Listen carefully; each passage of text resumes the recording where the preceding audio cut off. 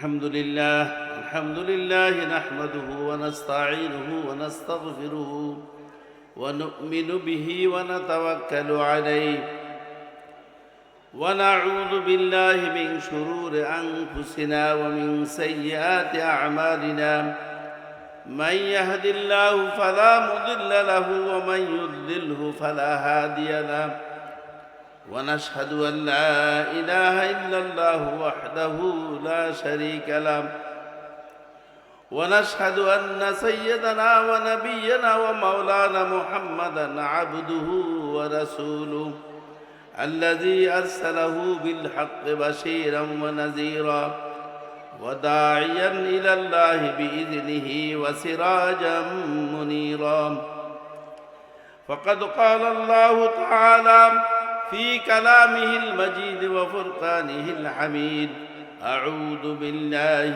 من الشيطان الرجيم بسم الله الرحمن الرحيم إن الذين آمنوا وعملوا الصالحات لهم جنات تجري من تحتها الأنهار ذلك الفوز الكبير صدق الله العظيم قال رسول الله صلى الله عليه وسلم لا يؤمن أحدكم حتى يكون هواه طبعا لما جئت به أو كما قال عليه الصلاة والسلام إن الله وملائكته يصلون على النبي يا أيها الذين آمنوا صلوا عليه وسلموا تسليما صلى الله على سيدنا محمد وآله وأصحابه وسلم بلغ العلا بكماله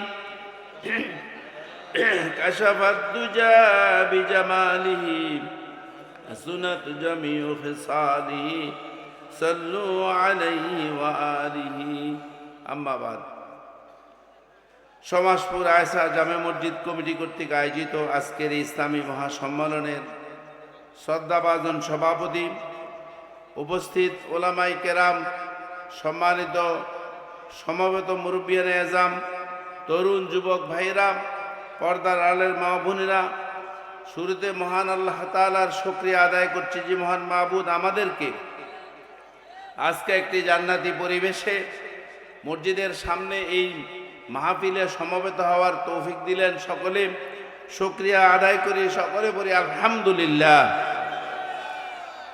অসংখ্য অগণিত দুরূদ ও সালাম পেশ করে মানবতার মহান বন্ধু, ময়দানে মাহশরের একমাত্র সুপারিশগার সৈয়দুল মুরসালিন রহমতুল্লিল আলামিন সৈয়দনা মাওলানা মুহাম্মদুর রাসূলুল্লাহ সাল্লাল্লাহু আলাইহি ওয়াসাল্লামের রূহে মুবারকে যুগে যুগে আল্লাহর দেয়া এই বিধানকে আল্লাহর এই জমিনে প্রতিষ্ঠিত করার জন্য যারা নিজেদের জীবনকে বাতিলের মোকাবেলায়, কাফের মুশরিকদের মোকাবেলায় উৎসর্গ করেছেন, আল্লাহ তাদের সকলকে জান্নাতের সর্বোচ্চ মাকাম দান করুন। সবাই বলি আমিন।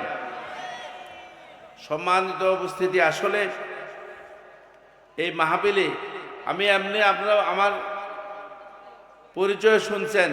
মাদ্রাসায় শিক্ষকতা করেছি, কয়েকদিন আগে রিটায়ার করছি, চেয়ারম্যানই করছি, সামাজিক অনেক দায়িত্ব, একেবারেই অনেক লম্বা চোরা টানি বক্তব্য দেওয়ার মতো কোনো যোগ্যতা আমার কাছে নাই। সবসময় দিনই কথাবার্তা বলার অভ্যাস আছে। আর আপনাদের একদম কাছের মানুষ মোহতারাম তোফাজ্জল সাহেব, উনি আমার এলাকায় যান, আমার খুব মহব্বতের, আমার মুরব্বী, উনি আমাকে খুব স্নেহ করেন। শুনছি আজকে ওনার বাড়ির কাছে মাহফিল, এই জন্যই নয়ন মামার উদ্যোগে আজকে আসছি। ভাইরা, একটু আগে মোহতারাম মাওলানা সাহেব যে কথাগুলো বলছেন, ওনার কথার লেজ ধরে আমি কিছু কথা বলবো আপনাদের সামনে। সম্মানিত উপস্থিতি, একটু আগে মাওলানা সাহেব যে কথাটা বলছেন, ইমানের গুরুত্বের কথা বলছেন। ইমানদার ইমান রক্ষা করার জন্য কি কষ্ট করেছে, কতগুলো মানুষ ওই জালেম শাহীর কুণ্ডুলিতে, অগ্নিকুণ্ডুলিতে নিক্ষিপ্ত হয়েছে। কিসের কারণে? ইমানের কারণে। আল্লাহ তাআলা এই ঈমান আমাদেরকে এত কঠিন করে নয়, পৈতৃক সূত্রে মা বাবার সূত্রে ঈমান পেয়েছি, তাই না? যদি এইভাবে কষ্ট করে পাওয়া লাগতো, আমি সবসময় বলি রবি ঠাকুর তার এক একটা কবিতা পড়ার জন্য কত উচ্চ শিক্ষা গ্রহণ করা লাগে, সেও তো নিজে গবেষণা করে ঈমান আনার যোগ্যতা অর্জন করতে পারে নাই, পারছে? আমরা যদি মা বাবার সূত্রে না পাইতাম, গবেষণা করে ঈমান পাওয়ার মতো যোগ্যতা হয়তো আমাদের হতো না। এই জন্য আল্লাহ তাআলা যে আমাদেরকে ঈমানের সুযোগ করে দিয়েছেন, এই জন্য আরেকবার পড়ি আলহামদুলিল্লাহ। আল্লাহ তাআলা, আমি কোরআনে হাকিমের থেকে সূরা বুরুজে, হুজুর যে সূরা বুরুজের কথা বলছে, সেই সূরা থেকে একটা আয়াত আমি আপনাদের সামনে তেলাওয়াত করেছি। আল্লাহ তাআলা বলছেন, যারা ঈমান এনেছে, নেক কাজ করেছে, তাদের জন্য জান্নাত। হুজুর তো ঈমানের কথা বলছে, আমি নেক কাজের কথা বলবো একটু। আল্লাহ তাআলা আমাদেরকে দুইটা কাজ দিয়ে দুনিয়াতে পাঠাইছে। আল্লাহ তাআলা কোরআন শরীফে বলছেন, ওমা খালাকতুল জিন্না ওয়াল ইনসা ইল্লা লিয়াবুদুন, আমি জিন এবং ইনসানকে শুধু আমার ইবাদতের জন্য সৃষ্টি করেছি। শুধু বলছে শব্দটা, অন্য কোনো কাজে বানাই নেই। কথাটা খেয়াল করিয়েন, অন্য কোনো কাজে বানাই নেই। তাইলে আল্লাহ আমাদেরকে বানাইছে শুধু ইবাদতের জন্য। তাহলে দেখা গেল আমার সকাল থেকে সন্ধ্যা, সন্ধ্যা থেকে সকাল, আমার শিশুকাল থেকে কবর পর্যন্ত, আমার দুনিয়ার সকল ক্ষেত্রটাই হচ্ছে আমার ইবাদতের জায়গা, ঠিক কি না? তাইলে বুঝতে হবে এই সব কাজ যে আল্লাহ আমার ইবাদতের জন্য পাঠাইলেন। আল্লাহ নাউজুবিল্লাহ, আল্লাহ কি মিথ্যা বলছেন? আমরা কি আমাদের সব কাজগুলো ইবাদত এটা বলতে পারবো? কেন? আল্লাহ তো ইবাদতুল্লাহ পাঠাইছে, কিন্তু আমি পারি না কেন বলতে? এই সকল ইবাদতের জন্য যেটি শর্ত, সেটা হচ্ছে আমার সকল ইবাদতগুলো হইতে হবে আল্লাহর হুকুম, নবীর তরিকা অনুযায়ী। তাহলে আমার সবগুলো হবে ইবাদত। আর যদি আল্লাহর হুকুম, নবীর তরিকা অনুযায়ী না হয়, তাহলে আমার নামাজ, রোজা, হজ, যাকাত, দান, খয়রাত, তাসবিহ, তাহলিল, জিকির, আজকার কোনটাই কি হবে না? ইবাদত হবে না। কেন হবে না? সেইখানে আল্লাহর হুকুম, নবীর তরিকা নাই। আর যদি আল্লাহর হুকুম, নবীর তরিকা থাকে, আমরা যেটা সবচেয়ে খারাপ কাজ মনে করি, বাথরুমে যাওয়া, পায়খানা পেশাব করা, এই কাজটাও ইবাদতে পরিণত করা যায় আল্লাহর হুকুম, নবীর তরিকা অনুযায়ী, যায় না? বাথরুমে যাওয়ার সময় সুন্নত অনুযায়ী দোয়া পড়ে ঢুকলেন, আবার বাইরে গিয়ে দোয়া করলেন, তাহলে এই দোয়াটা যদি আমরা করতে পারি, তাহলে আমার এই সময়টা সব কি হবে? ইবাদত বন্দেগী হবে। এইভাবে আমার জীবনের সব কাজগুলো ইবাদত বন্দেগী হবে। আজকে আমরা ইবাদতের জন্য মনে করি শুধু মসজিদটাকে, আসলে সারা পৃথিবীটাই মসজিদ। মসজিদ কিনা? মসজিদের মধ্যে গেলে সবাই আমরা এমনভাবে চলি, কোরআন এবং সুন্নাহর বাহিরে ইমাম সাহেব যদি একটু ভুল করে, সাথে সাথে লোকমা দিয়ে দিই কিনা? এটা ইবাদতের জায়গা মনে করি, পবিত্র জায়গা মনে করি। আসলে এই জায়গাটা কি ইবাদতের জায়গা নয়? আমাদের নবী সৈয়দনা মুহাম্মদুর রাসূলুল্লাহ সাল্লাল্লাহু আলাইহি ওয়াসাল্লাম বলছেন, আল্লাহ আমাকে অনেকগুলো বৈশিষ্ট্য দিছে, যে বৈশিষ্ট্যগুলো অন্য কোনো নবী রাসূলকে দিছিল না। তার মধ্যে অন্যতম একটা হচ্ছে জুয়ালাত লিয়াল আরদু মাসজিদাও ওয়া তাহুরা, আল্লাহ তাআলা সারা পৃথিবীটাকে আমার উম্মতের জন্য, আমার জন্য পবিত্র এবং মসজিদ বানাই দিছে। তাহলে ওইটা যেমন মসজিদ, বাইরেরটাও কি মসজিদ। তাহলে ওইটাকে মসজিদ করি, পবিত্র রাখতে চাই, বাহিরেরটাকে মসজিদ মনে করি আমরা পবিত্র রাখতে চাই না। কেন এটাকে মসজিদ মনে করি না তো? সুতরাং বাহিরের যে মসজিদ, এই মসজিদের ভিতরের মসজিদের ইমাম সাহেব যখন বাছাই করি, কত রকমের যোগ্যতা খুঁজি, ইমাম সাহেবের দাড়ি এক মুঠ আছে কিনা, ইমাম সাহেবের জুব্বা লম্বা আছে কিনা, যদি পরিচিত হয় ইমাম সাহেবের বউ পর্দা করে কিনা, ইমাম সাহেবের মেয়ে কলেজে যাইতে বোরকা পরে কিনা, আর মৌলিক বিষয় কেরাত সহি শুদ্ধ থাকা তো চাই। এইগুলো চাই কি জন্য? এই ছোট্ট মসজিদের ইবাদতের ইমামতি করার জন্য, নেতৃত্ব, ইমাম মানিত নেতা, নেতৃত্ব দেওয়ার জন্য। কিন্তু বাহিরের মসজিদের ইমাম যখন নির্বাচিত করি, তখন কি এগুলো মনে থাকে না আমাদের? কারণ এটাকে ইবাদতও মনে করি না। এই নেতার যোগ্যতা, এই ইমামের যোগ্যতা, লাগবে এটাও মনে করি না। এই ইমাম যদি সুদ খায়, ঘুষ খায়, নারী বাদী হয়, অপরাধী হয়, চাঁদাবাজ হয়, মাস্তান হয়, কোনো আপত্তি নেই। আপত্তি আছে নি? এটা কোনোদিন খুঁজি না আমরা, তার কারণ এটাকে আবাদত মনে করি না। প্রিয় ভাইরা, আল্লাহ তাআলা আমাদেরকে ইবাদতের জন্য পাঠাইছেন। ইবাদতটা হচ্ছে কি, যে জিনিসটা আমার জীবনে করার প্রয়োজন, আমাকে ব্যবসা করার প্রয়োজন, এই ব্যবসা যদি রাসূলের সুন্নত অনুযায়ী হয়, এটা আমার ইবাদত। আমাকে চাকরি করতে হয়, আমার এই চাকরি যদি রাসূলের সুন্নাহ অনুযায়ী হয়, সেটা হবে ইবাদত। আমাকে সমাজে চলতে হইলে আজকের সমাজের রাজনীতির সাথে জড়িত হইতে হয়। আপনি যে দলেই করেন না কেন, সেই রাজনীতিটাও যদি আমার কোরআন সুন্নাহ অনুযায়ী হয়, সেটা হবে ইবাদত।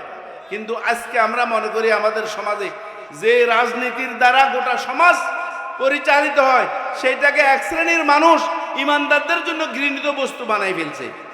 অথচ যার দ্বারা গোটা দেশ পরিচালিত হয়, যে রাজনীতির দ্বারা গোটা সমাজ পরিবর্তন হয়, সেইটাকে আমরা নোংরা করে ফেলছি। আর এই নোংরামির উপরে আমরা আছি। এই দেশের এই তোফাজ্জল সাহেব চেয়ারম্যান সাহেবদের দ্বারা, আমি যখন চেয়ারম্যানের দ্বারা আছি আজ থেকে 25 বছর আগে, 22 বছর আগে, আমার অনেক আন্তরিক মুরব্বিয়ান আছে যারা খুব মহব্বত করে, সম্মান করে। এরা কয় যে ওবাজি আপনি এই কাম করছেন কিনলে, মা বাপের গাইল হুনে বেল্লায় বলি এই কাম করছেন কিনলে। তাহলে বোঝা গেল ওরা কি কয়, যে এইখানে আলেম ওলামা দিনদারের কোনো জায়গা নাই, চোর বাটপারের জায়গা। তো চোর বাটপারকে সমাজের নেতা বানাইবেন, তার দ্বারা কি ভালো কাজ হবে? এই সমাজ যদি পরিবর্তন করতে হয়, সৎ লোক লাগবে। আর সমাজের অনুকূল পরিবেশ, দিন পরিবেশ থাকলে আপনার আমার ইবাদতের সবগুলো পরিপূর্ণ হবে। তাহলে আজকের এই সমাজ পরিবর্তন করতে হবে। একটু আগে আমদাদ ভাই যে কথাগুলো বললেন, আমার ওই হুজুর যে কথাটা বলছেন যে সমাজ পরিবর্তন করতে হবে সৎ এবং যোগ্য মানুষ দ্বারা, আর আমার সকল কাজগুলোকে ইবাদত বানাইতে হবে আল্লাহর হুকুম নবীর তরিকা দ্বারা। তাহলে আমরা চিন্তা করব আমাদের সমাজের মধ্যে যে কাজগুলো আমরা করি, সেইগুলোকে আল্লাহর হুকুম নবীর তরিকা অনুযায়ী করি। তা না হয় আমার দুনিয়ার শান্তিও আসবে না, আখিরাতের মুক্তিও আমার আসবে না। আমরা সবাই সম্মিলিতভাবে এই সমাজের সকল কাজগুলোকে যে আল্লাহর হুকুম নবীর তরিকা অনুযায়ী করতে পারি, তাহলে আজকের এই সমাজ পরিবর্তন হবে। আমরা আল্লাহ তাআলার যে কোরআনে হাকিম থেকে আমি আয়াত তেলাওয়াত করেছি এবং রাসূলের এক টুকরা হাদিস তেলাওয়াত করেছি। আল্লাহ রাসূল বলছেন, লা ইউমিনু আহাদুকুম হাত্তা ইয়াকুনা হাওয়াহু তাবাআন লিমা জিতু বি। তুমি ইমানদার হতে পারবে না যতক্ষণ পর্যন্ত রাসূলের আনিত সকল বিধানকে দ্বিধা সংকোচ ব্যতীত নির্বিঘ্নে আল্লাহর নবীর তরিকা হিসেবে গ্রহণ করতে পারবে না। রাসূলের কোনো আদর্শ, একটা আদর্শের প্রতিও যদি আপনার অনীহা থাকে, তাহলে আপনার ঈমান পূর্ণ হবে না এবং আমরা এই অনুযায়ী করতে পারবো না। আসলে আল্লাহ তাআলা রাসূলকে কেন দুনিয়াতে পাঠাইছেন? এই আমার আপনাকে পরিশুদ্ধ করার জন্য। সূরা জুমাতে আল্লাহ তাআলা বলতেছেন, ওয়াল্লাযী বাআসা ফিল উম্মিয়িনা রাসূলাম মিনহুম ইয়াতলু আলাইহিম আয়াতিহি ওয়া ইউযাক্কিহিম ওয়া ইউআল্লিমুহুমুল কিতাবা ওয়াল হিকমা ওয়া ইন কানু মিন ক্বাবলু লাফি দালালিম মুবিন। আল্লাহ তাআলা বলতেছেন, আর রাসূলকে প্রেরণ করেছেন আপনাদের কাছে কি জন্য? বাআসা ফিল উম্মিয়িনা রাসূলাম মিনহুম ইয়াতলু আলাইহিম আয়াতিহি, আল্লাহর আয়াতগুলোকে আল্লাহ রাসূলের উপরে নাজিল করে কোরআনকে আপনাদের সামনে পড়ে শোনাবে। ওয়া ইউযাক্কিহিম, এই কোরআন সুন্নাহ অনুযায়ী আল্লাহর এই জমিনে আল্লাহর হুকুম নবীর তরিকা বাস্তবায়ন করার জন্য আমাদের সকলকে পাঠাইছেন। সকলে বলি নারায়ে তাকবীর, নারায়ে তাকবীর। প্রধান অতিথির আগমন, শুভেচ্ছা, স্বাগতম। প্রধান অতিথির আগমন, শুভেচ্ছা, স্বাগতম। আলহামদুলিল্লাহ, আজকের মধ্যমণি আমাদের সামনে আসছে। আমি কথা শেষ করছি। সম্মানিত ভাইয়েরা, আমরা ঈমান গ্রহণ করার পরে আমাদের দ্বিতীয় নম্বর যে কাজটি, আল্লাহ তাআলা বলছে ঈমান এবং আমলে সালেহ। আমরা আমাদের জীবনের সকল কাজগুলোকে আমলে সালেহ বানাইতে চেষ্টা করব। আমি যেই কাজ যখন যেভাবে যে স্থানে যখনই করি, আমি চিন্তা করব ওলামায়ে কেরামদের মাধ্যমে, নিজে কোরআন হাদিসের অধ্যয়নের মাধ্যমে চেষ্টা করব সেই জিনিসের মধ্যে আল্লাহর হুকুম নবীর তরিকা কোনটা, সেই অনুযায়ী যদি আমি পরিচালিত হতে পারি, আমি নিজে চলতে পারি, তাহলে আমার ঈমানও পূর্ণ হবে। এই নেক আমলের দ্বারা আমার আখিরাতে জাহান্নাম থেকে বেঁচে জান্নাতে যেতে পারবো। আল্লাহ আমাদের সবাইকে জীবনের সকল ক্ষেত্রে পরিপূর্ণভাবে ঈমানের উপরে থেকে রাসূলের আদর্শ অনুযায়ী জীবন পরিচালনা করে আখিরাতে নাজাতের উপযুক্ত হতে পারে। আল্লাহ আমাদের সবাইকে তৌফিক দান করুক। আজকে যারা আয়োজন করেছেন, আল্লাহ তাআলা যেন সকলকে এর জন্য জাযায়ে খায়ের আখিরাতে দান করেন। মাহফিলের শুরু থেকে এই পর্যন্ত যত ভাই যেভাবে এই মাহফিলের সহযোগিতা করেছেন, টাকা পয়সা বুদ্ধি পরামর্শ শ্রম দিয়ে আজকের এই সুন্দর আয়োজন করেছেন, তাদের ইখলাস অনুযায়ী আল্লাহ তাআলা তাদেরকে সফলতা দান করবেন। আল্লাহ তাআলা এই মসজিদের পিছনে, এই সমাজের উন্নয়নের পিছনে যারা কাজ করছেন সবাইকে দুনিয়া আখিরাতে সফলতা দান করুন। সবাই বলি আমিন। ওয়া মা তৌফিক ইল্লা বিল্লাহ। আসসালামু আলাইকুম ওয়া রাহমাতুল্লাহ।